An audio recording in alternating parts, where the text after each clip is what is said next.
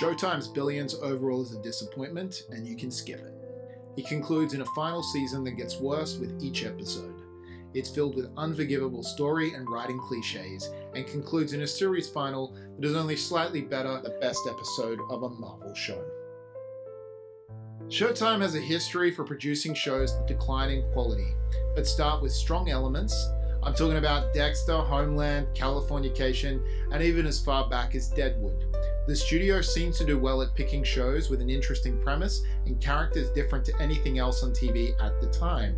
They always have fantastic casts attached, and are created by talented showrunners with well-run writers' rooms.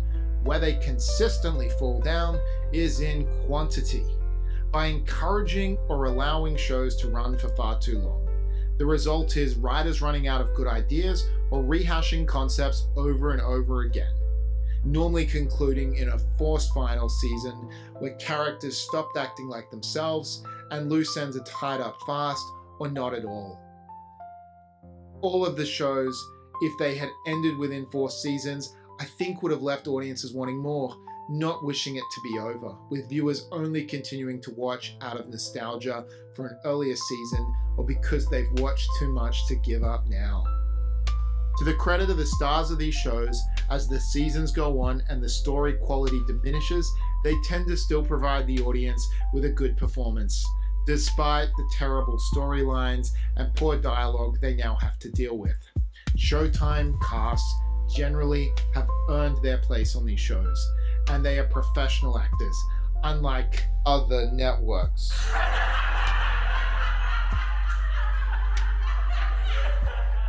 To Billions. Yes, this show disappointed me, and this won't be the roaring review of a fan. Cliff notes are, skip it. However, I liked many things, and in an alternative universe where the show had wrapped up after a few seasons, I think this could have been a complete endorsement. So let's get into it. Billions tells the story of a billionaire Wall Street trader who came up from nothing, Bobby Axelrod. He engages sometimes in questionably legal trades with the help of extra information. In the initial seasons, we meet him as a family man. Yes, he works very hard, but the show always finds ways to let us see him taking care of his wife and 2 kids. He faces off against a vicious prosecutor, Chuck, who grew up in privilege and whose father likely engaged in similar practices to Bobby back in his day. Chuck is hell-bent on being his own man, although gaining his father's approval is always on his mind.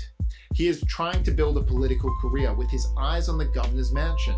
He sees taking Bobby down as the ticket to that opportunity. The core lesson that he learned from his father is to get your goal at any cost, resulting in a man who increasingly makes choices less and less ethical. Ironically, the 2 men are connected through Chuck's wife, who works for Bobby as the in-house psychologist, performance coach for his trading team. She shares 2 kids with Chuck and is a committed wife. She is also considered by Bobby to be his friend and one of his closest confidants.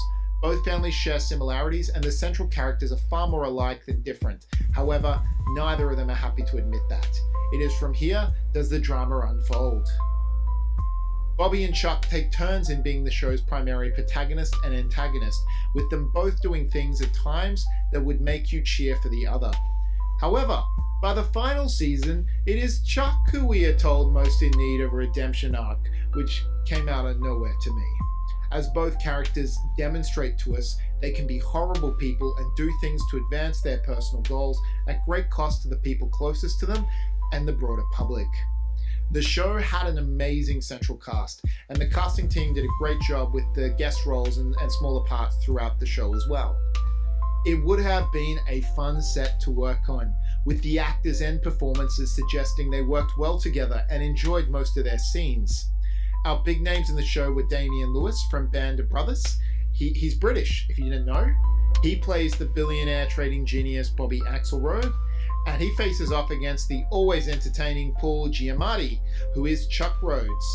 Maggie Siff is Wendy Rhoades. I believe she's probably most famous from Sons of Anarchy. And the final 2 core cast would be David Constable. He's Mike Wagner, who has been in a lot of TV. I think he's most famous for his role in Breaking Bad universe as Gale. the guy Jesse kills. And finally, Jeffrey DeMunn is Chuck Rhoades Sr. He has over 119 roles on IMDb, so I'm sure you've seen him in something. Character actor Corey Stoll joined us in later seasons as Mike Prince. I first saw Corey in House of Cards and immediately enjoyed his work. He's dominated every role, which has always been different and entertaining, except for one. But maybe not his fault.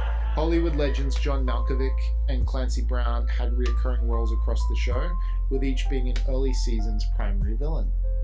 All the characters in the show are smart. As an audience, at no point do you doubt that any of them would be capable of performing their jobs as high-performance traders or at the prosecutor's office. Yes, there is a little bit of the message, but it is executed in a wise manner. The second season introduces us to Taylor, who is initially an intern at Bobby's company, Axe Capital, and will go on to eventually run the place when Bobby is out of action. Taylor identifies as a they, and no character has an issue with their pronouns. The character is the smartest person in the show, and except for a small arc with their dad, does their pronouns ever become a plot point.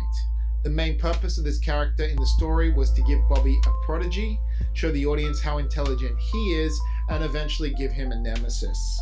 While not a new character arc, it does play out well in the early seasons of the show. Regularly, the show would tie in real-world events across its run, and show us what the impacts would mean to a Wall Street firm or the workings of a prosecutor's office. We saw a change of government at a federal level, private space companies, and the day-to-day of an IPO. Generally, these elements were well executed, and it wasn't until later in the show's run that these began to become forced and get in the way of the overreaching narrative. The writer's room must have been driven by research and a deep interest in world affairs. Bobby and other top-tier traders were well informed on New York Times business bestsellers and would deliver the lessons from these books in their own way. The show started very strong. However, then it had to keep going. Before I get to the roast, the production did face a personal hurdle. I'm talking about lead actor Damian Lewis losing his real-life wife, the legendary actress Helen McCrory, who's most famous for playing Peggy in Peaky Blinders. As a result, Damian's involvement declined as the show went on, with him sitting out season 6 altogether. Despite the removal of Lewis, the show was tired by this point and should have been wrapped up.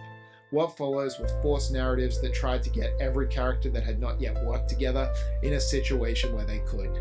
Plot lines were repeated, with the only difference being some slight change in the cast involved. Character progression seemed to halt for most of the cast as well, and instead we just watched 3 seasons of really nothing. The cast was no longer having as much fun, and I found performances to be forced. I wanted to like this show. The writers and the cast are fantastic, but they gave us too much. I'm giving this show a 4 out of 10. Let me know what you think in the comments. Did I get this one right? Or was I too harsh?